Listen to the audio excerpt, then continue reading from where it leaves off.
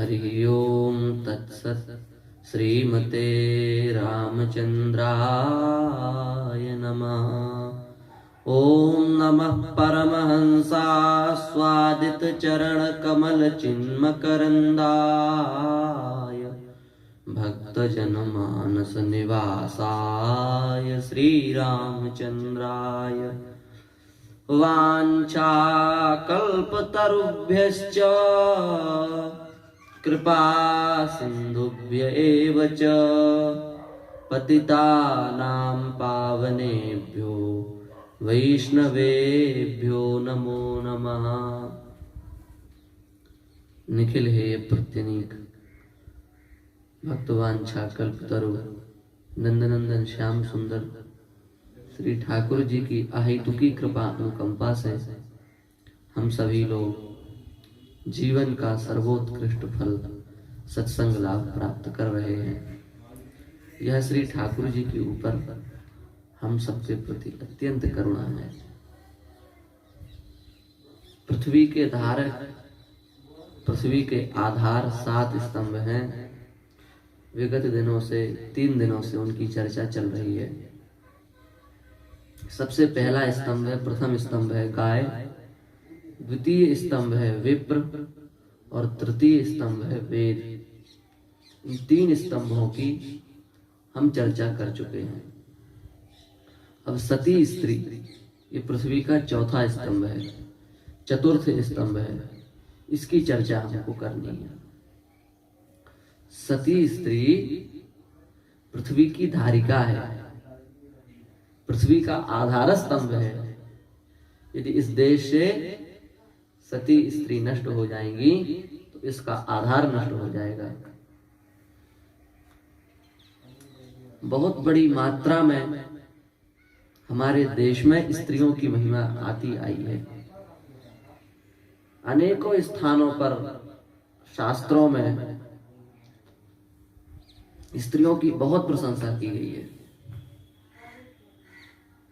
शास्त्रों में आया है, यत्र नार्यस्तु पूज्यन्ते रमन्ते तत्र देवताः यत्रैतास्तु न पूज्यन्ते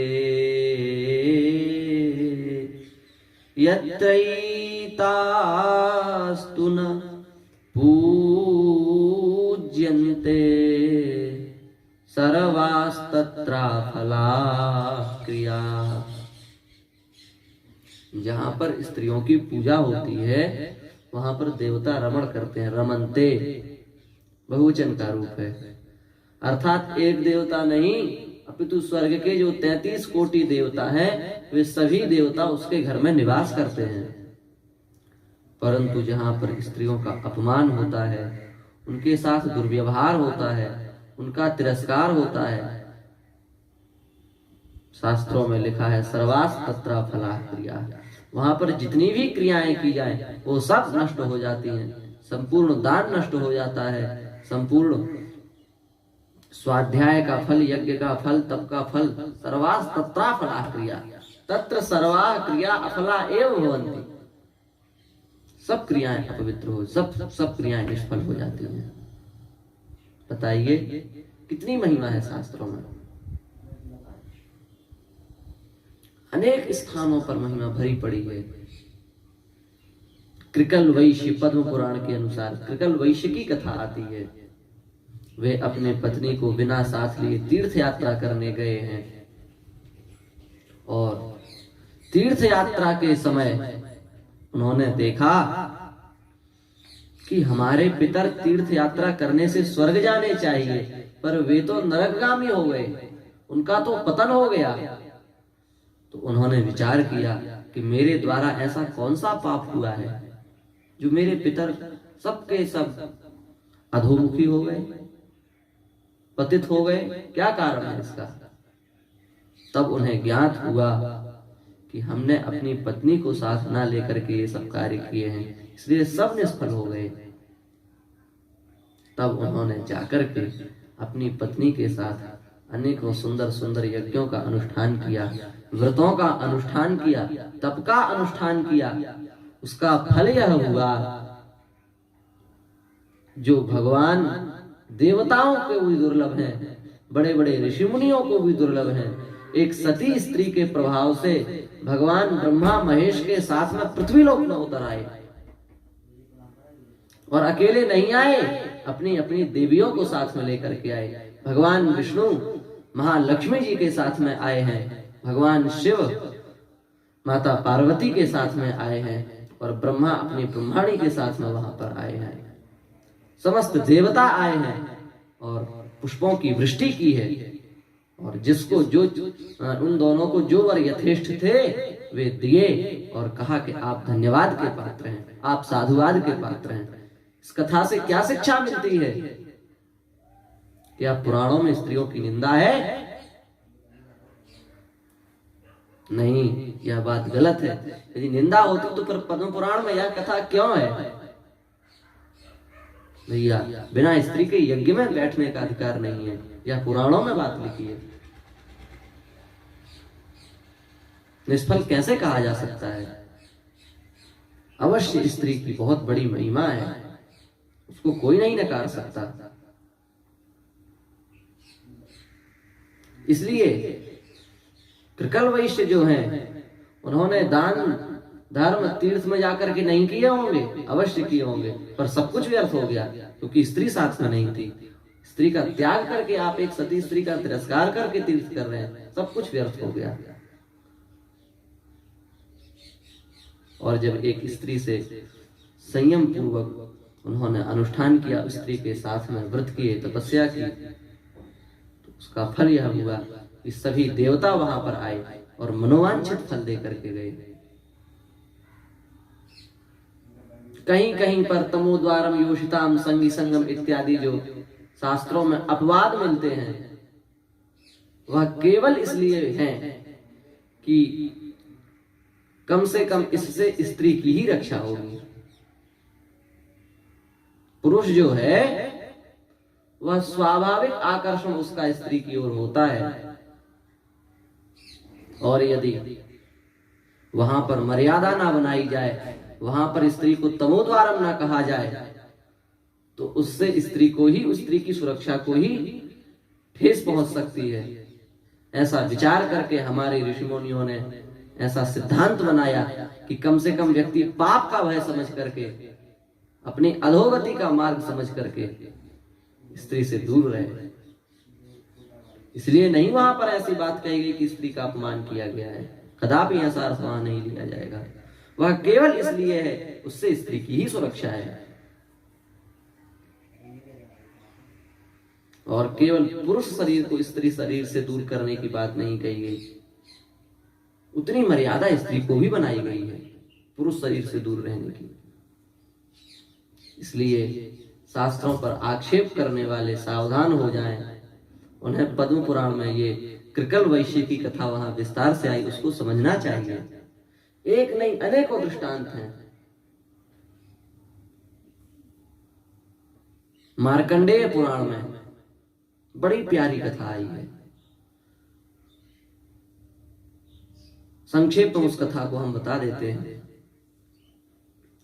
भगवान मनु जो इस पृथ्वी के सबसे प्रथम राजा हैं, जिनकी हम सब संतान मानव उत्पन्न हुए, उन भगवान मनु की दो संतान हैं, प्रियव्रत और उत्तानपाद।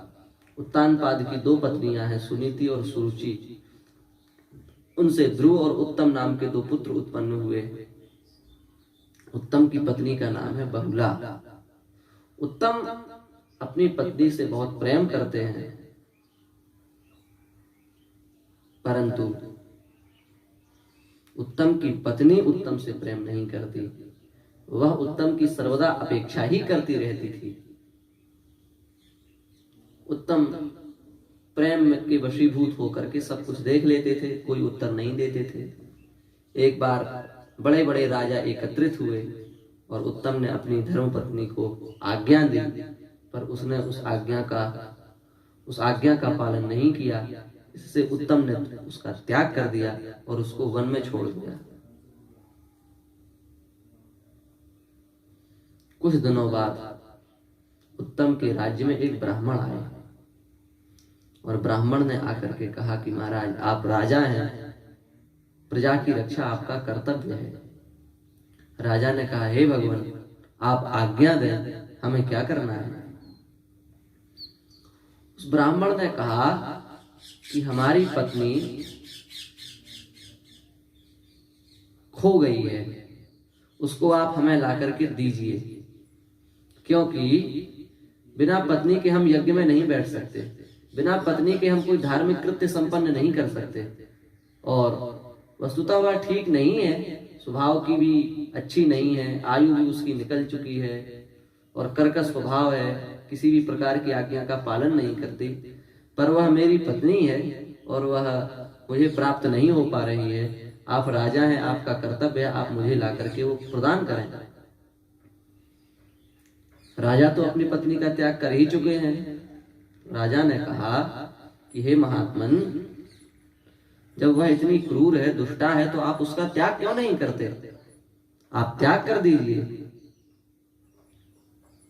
ब्राह्मण ने कहा राजन यह धर्म के अनुरूप आपने बात नहीं कही, धर्म के विरुद्ध है, आप कृपा करें, आप हमारी पत्नी को खोज करें। राजा को ब्राह्मण की बात समझ में आई और राजा निकल पड़े और एक ऋषि के आश्रम पर पहुंचे। उन ऋषि ने राजा को देख करके अपने शिष्य से कहा कि आप इनका स्वागत करने के लिए अर्घ्य पात्र इनको प्रदान करें, अर्घ्य से जल प्रदान करें।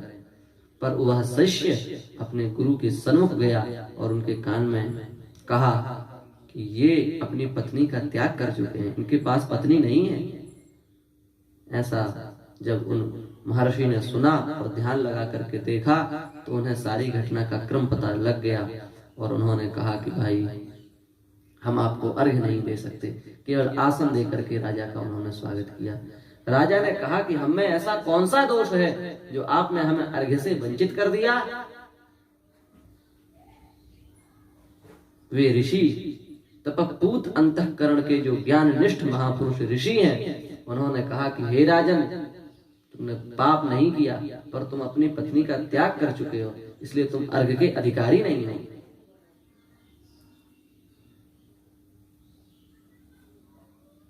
राजा ने सारी घटना सुनाई और कहा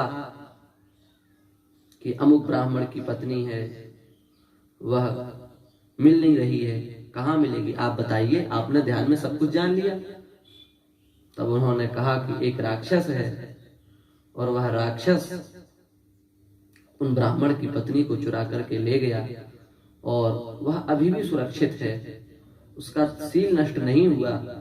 वह केवल इसलिए चुरा करके ले गया कि वे ब्राह्मण बड़े विद्वान हैं और अपनी पत्नी के साथ अनेक बड़े बड़े यज्ञों का अनुष्ठान करते हैं और रक्षोघ्न मंत्रों का पाठ करके हमें दुख पहुंचाते हैं, हमें वहां से भगा देते हैं, जहां जहां हम जाते हैं वहां से हमें भगा दिया जाता है। इसलिए हम उनकी पत्नी को ही ले आए। जब पत्नी ही नहीं रहेगी तो ब्राह्मण यज्ञ का अधिकारी नहीं है, अब यज्ञ का ही अधिकारी नहीं है तो रक्षोघ्न मंत्रों का पाठ कैसे करेंगे। इसलिए वह चुरा ले गया है, आप जाकर के उससे ले लीजिए।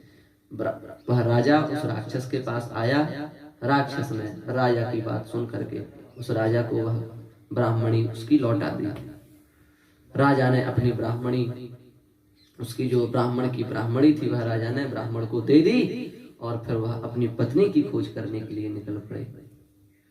तो पत्नी की खोज करने के लिए जब निकले तो पता चला कि उनकी पत्नी पाताल लोक में पहुंच चुकी है, यहां नहीं है। तब उन्होंने अपनी पत्नी की अनुकूलता के लिए एक यज्ञ कराया और उस यज्ञ के माध्यम से उनकी पत्नी उनके अनुकूल हो गई। यज्ञ के माध्यम से राजा की जो पत्नी का क्रूर स्वभाव था वह बदल गया और उस यज्ञ को कराने के बाद में राजा वहां गए और जाकर के अपनी पत्नी को ले आए। महाराज ये यज्ञ की महिमा है। उस यज्ञ का नाम था मित्रविंदा। मित्रविंदा यज्ञ कराया है और मित्रविंदा यज्ञ के कारण वह पत्नी को ला पाए और उस पत्नी से एक उत्तम नाम की संतान का जन्म हुआ पत्नी का स्वभाव भी बदल गया और औत्तम नाम की संतान का जन्म हुआ और इतना प्रतापी वह हुआ कि मनु पद को प्राप्त हुआ। और वहां लिखा है उत्तम के पुत्र औत्तम के जन्म का जो चरित्र सुनता है वहां पर अकाल मृत्यु नहीं होती, पति पत्नी में सर्वथा प्रेम संबंध स्थापित होता है। ये फलश्रुति है इसका कथा को सुनने की महिमा है। अब बताइए, क्या शास्त्रों में स्त्री की निंदा है? क्या स्त्री के त्याग करने की बात शास्त्रों में आई है? यदि आई होती तो फिर मार्कंडेय पुराण में ये कथा नहीं आई होती। आप क्या कहेंगे? कुछ अपवादों को लेकर के किसी सिद्धांत का खंडन नहीं किया जा सकता।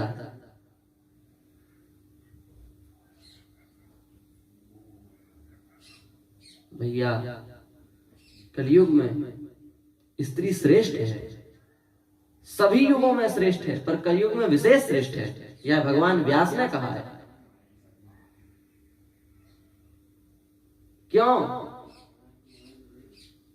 जिस पद की प्राप्ति कलयुग में अनेक युगों में बड़े बड़े साधनों से नहीं हो सकती, उस पद की प्राप्ति स्त्री को केवल अपने पति की सेवा से प्राप्त हो सकती है। श्रीमद् भागवत में कहा गया है, या पतिं हरि भावेन हरे श्रीरिव तत्परा हरे आत्मना हरेर्लोके पत्या श्रीरिव मोदते। जो पति का भगवत भाव से पूजन सेवन वंदन करती है, वह भगवान विष्णु के साथ जिस प्रकार से लक्ष्मी रमण करते हैं, लक्ष्मी जी के साथ जिस प्रकार भगवान विष्णु रमण करते हैं, उसी प्रकार वैकुंठ लोक में जाकर वह अपने पत्नी के साथ, वह अपने पति के साथ रमण करती है, आनंदित होती है, प्रसन्न होती है। इसलिए यह कदापि नहीं समझना चाहिए, यह केवल शास्त्रों के, हमारे शास्त्रों के प्रति झूठा प्रलाप फैलाया गया है। अनेक आख्यान हैं, कैसे कैसे आख्यान हैं। सावित्री का आख्यान कितना पवित्र आख्यान है। यम पर, काल पर विजय पाने की शक्ति किसी में नहीं है। काल की गाल में सबको समाना पड़ता है। अंत एक दिन मरोगे, गली गुली जइए चाम। कोई नहीं बच सकता। पर पतिव्रता पत्नी में ऐसी सामर्थ्य होती है कि वह अपने पति को काल के गाल से भी निकाल करके वापस ले आई। इससे अधिक पतिव्रता स्त्री की महिमा और क्या होगी।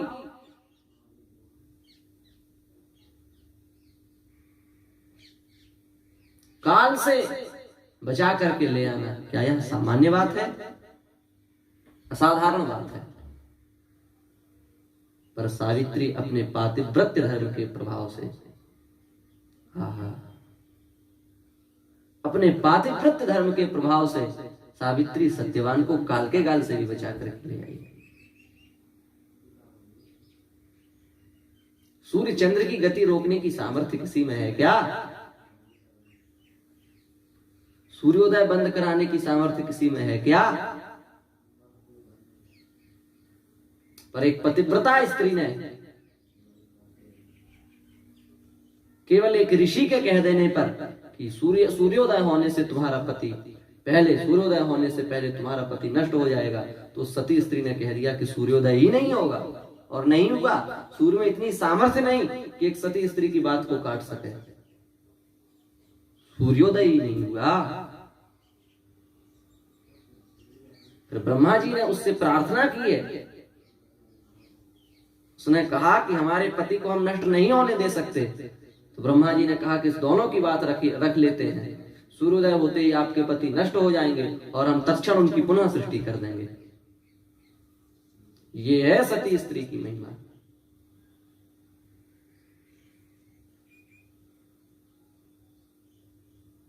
केवल झूठे अनर्गल प्रलापों से बात नहीं बनती। शास्त्र सिद्धांत, शास्त्र प्रमाण, शास्त्र मर्यादा, ये सब किसी भी बात के प्रत्यक्ष प्रमाण होते हैं।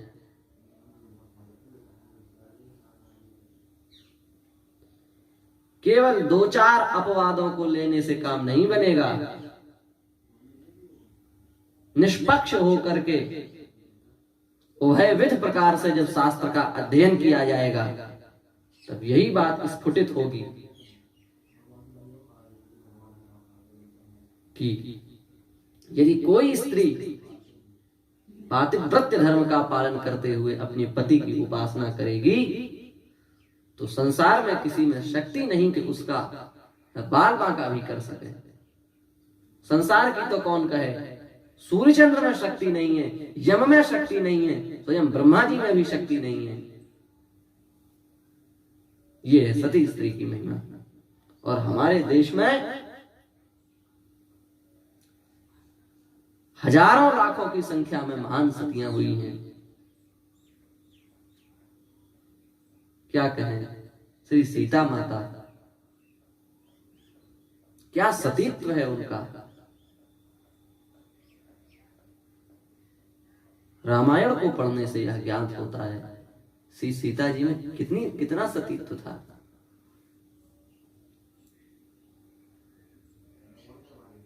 पति प्रेम क्या था उनका। आज हम लोगों में क्या इतना प्रेम रह गया है।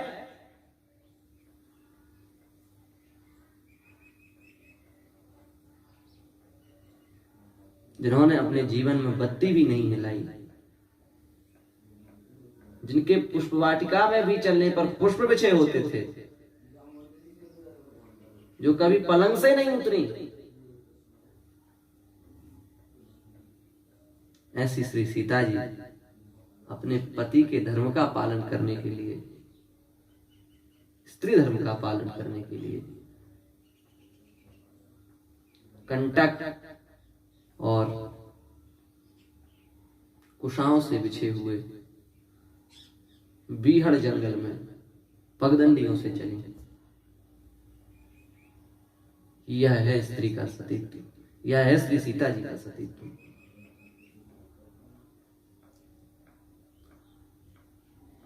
संतों का भाव है, जब श्री सीता जी अयोध्या में आई तो उनको पालकी से उतारा गया और सब जानते थे कि बहू बहुत कोमलांगा है, तो पूरे महल में कमल का पराग बिछवाया गया। बहुत मोटा पराग था,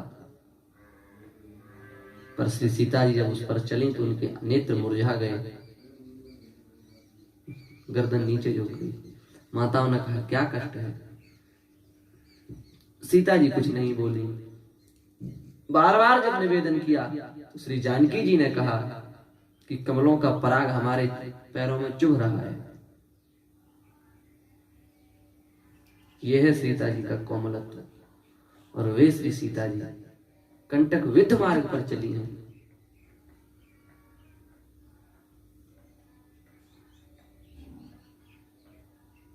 क्या कहें,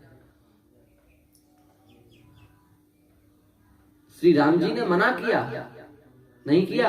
रामायण उठाइए,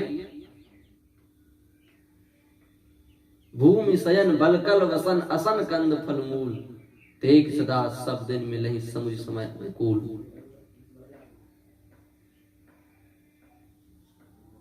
है कि नहीं। भालू बाग के हरिनागा सुनई नाथ सुन धीरज भागा। बहुत मना किया, बहुत डरवाया है कि देखो वहां पर बाघ हैं, भालू हैं, चीता हैं, बड़े बड़े राक्षस हैं, आप मत जाओ। पर श्री सीता जी ने क्या कहा, प्रभा जाई कहां भानु बिहाई, कहां चंद्रिका चंद्र तज जाई। प्राणनाथ तुम बिनु जग माही, मो कहूं सुखद कतहु कछु नाही। जिय बिन देहा नदी बिनु वारी,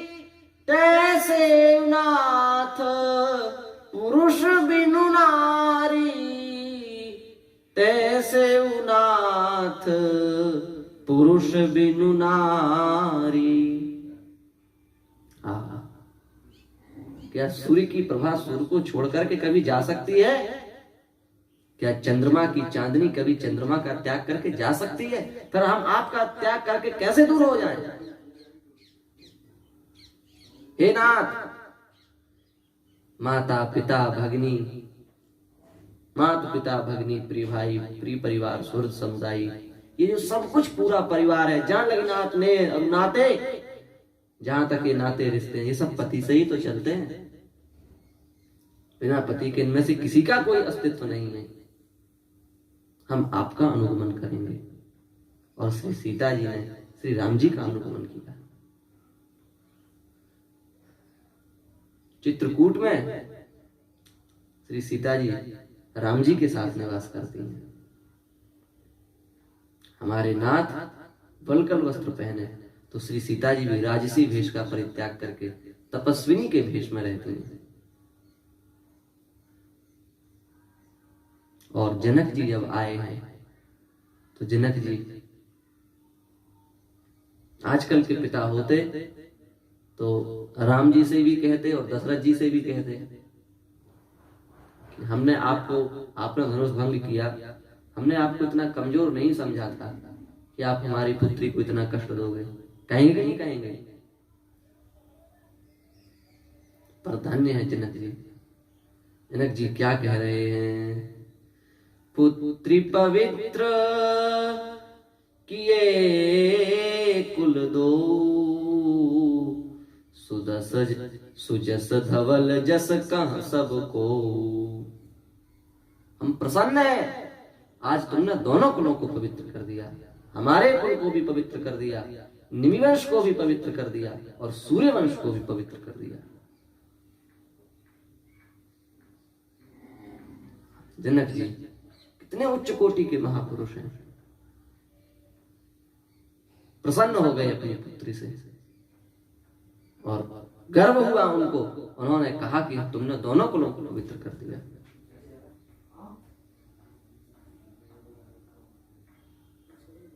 ऐसा आदर्श श्री सीता जी ने स्थापित किया। लोका श्री सुंदरकांड में आया है, श्री हनुमान जी महाराज ने श्री सीता जी से कहा कि आपकी इच्छा हो तो आप हमारे ऊपर बैठ करके आपको हम भगवान श्री राम के पास ले चलते हैं। सीता जी ने स्पर्श से मना कर दिया। उन्होंने कहा कि मर्यादा के विरुद्ध है। अपने पति के अलावा अतिरिक्त किसी दूसरे का स्पर्श करना शोभा नहीं देता।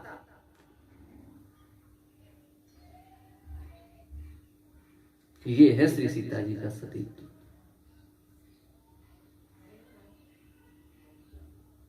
आजकल की जो सभ्य महिलाएं हैं, अपने को पढ़ी लिखी मानने वाली जो महिलाएं हैं, उनको श्री सीता जी से शिक्षा लेनी चाहिए।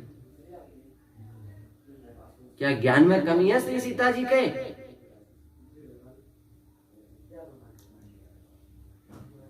किस चीज में कमी है? साक्षात लक्ष्मी स्वरूपा है, सब पूर्ण है उनमें। पर केवल हम जो प्राणियों को मर्त्यावतार मर्त्य शिक्षण, हम जैसे प्राणियों को शिक्षा देने के लिए वे आचरण करके दिखा रही हैं। इसलिए हमें श्री सीता जी जैसे आदर्श सती बनने का प्रयास करना चाहिए। श्री अनुसुईया जी कैसी सती है? जब अनुसुईया जी के यहाँ श्री सीता जी पहुंची तो अनुसुईया जी ने कितना अच्छा उपदेश दिया।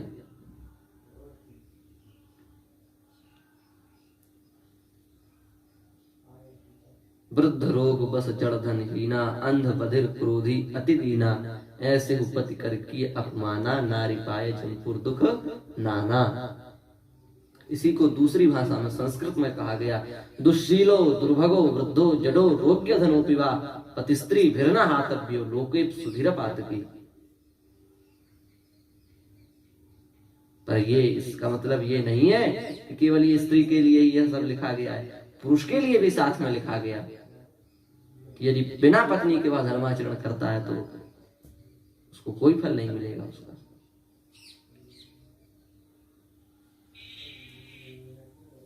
आजकल सतीत्व का कोई महत्व ही नहीं रह गया। पर इसका मतलब यह नहीं है कि यह देश सतियों से विहीन हो गया। यदि सतियां इस देश में ना हो, इस राष्ट्र में ना हो, इस धरती पर ना हो, तो ये धरती रसातल में चली जाएगी। क्योंकि सती पृथ्वी का स्तंभ है, उसके बिना यह धरती कैसे टिकेगी।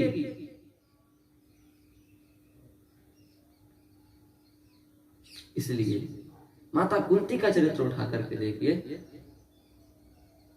कैसे उन्होंने अपने जीवन को शील युक्त बना करके अपने पूरे जीवन का निर्वाह किया। श्री सावित्री जी का चरित्र उठा करके देखिए, श्री दमयंती जी का चरित्र उठा करके देखिए,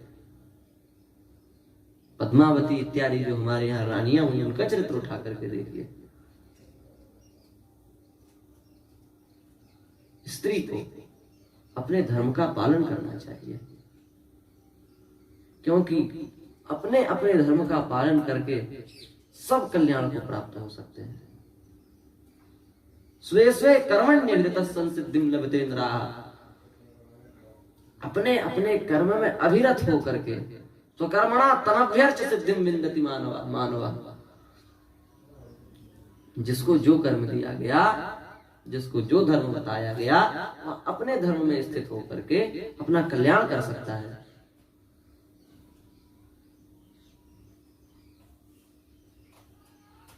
स्त्री को पति ही भगवान के समान बताया गया है, तो पति की सेवा करके वह अपना कल्याण कर सकती है।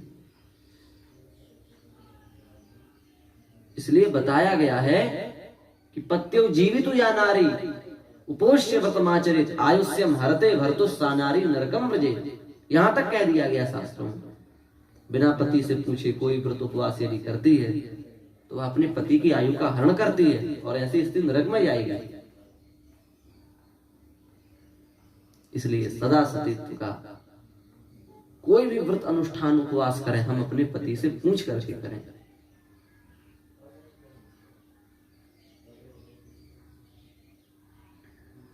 स्वतंत्र होकर के ना करें।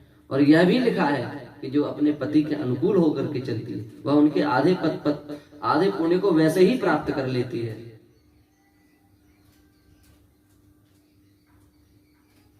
यह बात है, पति कोई भी पुण्य करेगा उसका आधा पुण्य पति पत्नी के भाग में जाएगा, पर यदि पति कोई पाप करेगा तो उसका आधा भाग पत्नी के हिस्से में नहीं जाएगा।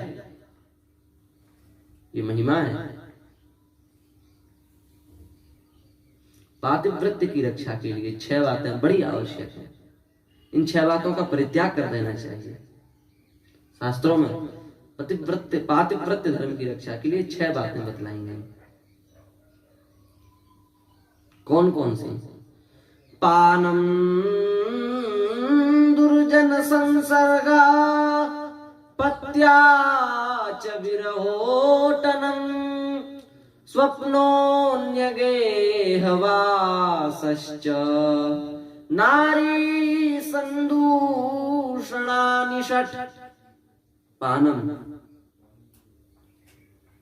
अपेयपान नहीं करना चाहिए, मदिरा इत्यादि का परित्याग कर देना चाहिए।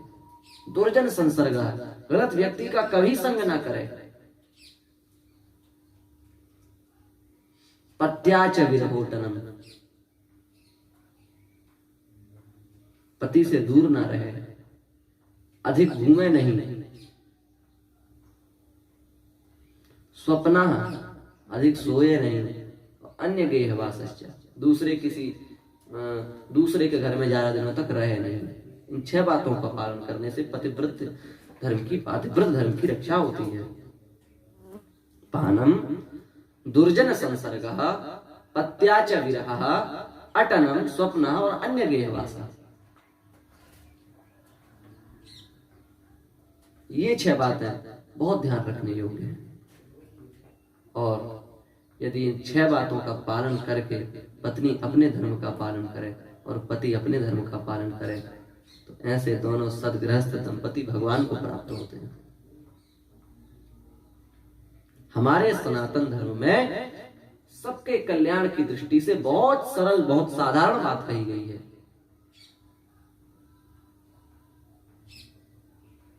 बस पत्नी अपने कर्तव्य का पालन करें, पति अपने कर्तव्य का पालन करें, दोनों भगवान को प्राप्त हो जाएंगे। बताओ इससे सरल क्या हो सकता है। इसलिए सतीत्व की बहुत महिमा है। आज के स्वच्छंद वातावरण में पाश्चात्य संस्कृति का अनुकरण करने वाले, पाश्चात्य सभ्यता को अपने जीवन में धारण करने वाले,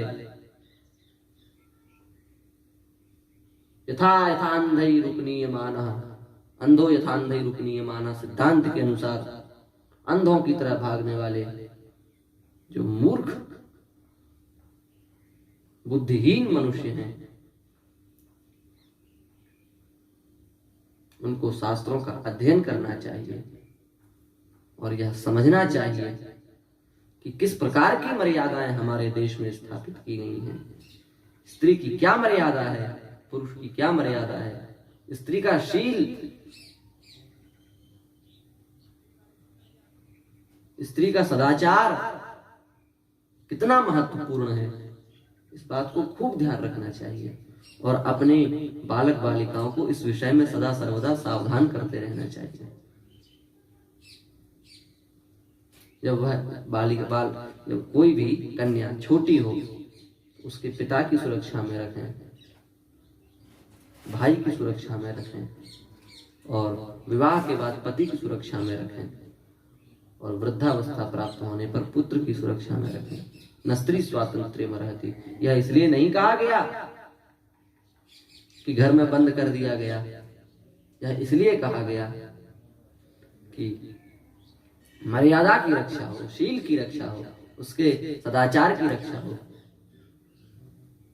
इसी का प्रभाव है एक महान ब्रह्मचारी को एक स्त्री के दर्शन नहीं हुए। इतनी शीलवती, इतनी सदाचारणी वाली स्त्री राजरानी होने के बाद भी उसके दर्शन एक ब्रह्मचारी को नहीं हो सके। कितनी पवित्रता होगी उस स्त्री में। इसलिए हमारी प्रार्थना है, अंधो यथान्धैरुपनीयमानः के समान ना जाएं, समझें, पढ़ें और शास्त्रोचित कर्तव्य का पालन करें और उसी से अपने जीवन का परम कल्याण करें। इसलिए सतीत्व की बहुत महिमा है। ये पृथ्वी का चतुर्थ स्तंभ है। आज इसकी चर्चा की, शेष चर्चा कल। श्री राधे जय जय श्री राधे श्याम, श्री वृंदावन बिहारी लाल की जय, राधा रानी की जय, सब संतन की जय, सब भक्तन की जय। जय जय श्री सीताराम, जय जय श्री राधे श्याम। ओम नमः पार्वती पतये, हर हर हर महा